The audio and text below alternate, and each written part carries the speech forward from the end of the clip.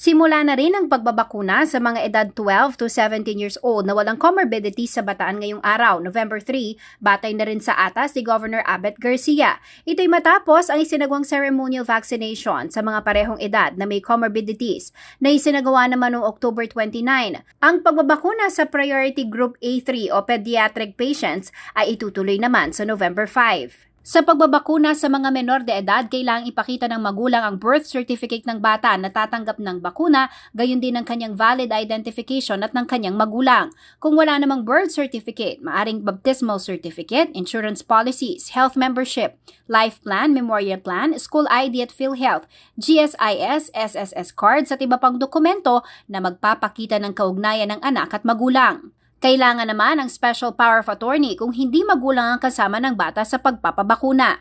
Ayon kay Garcia, Pfizer at Moderna vaccine ang nakalaan para sa pediatric population.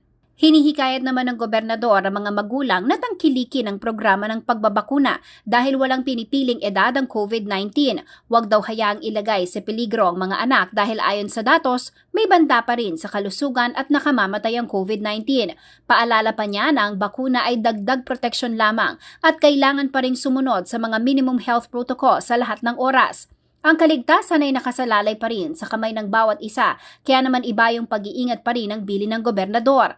Samantala, isinailalim sa Alert Level 3 ng National Interagency Task Force Against COVID-19 ang Bataan mula November 1 hanggang November 14, 2021.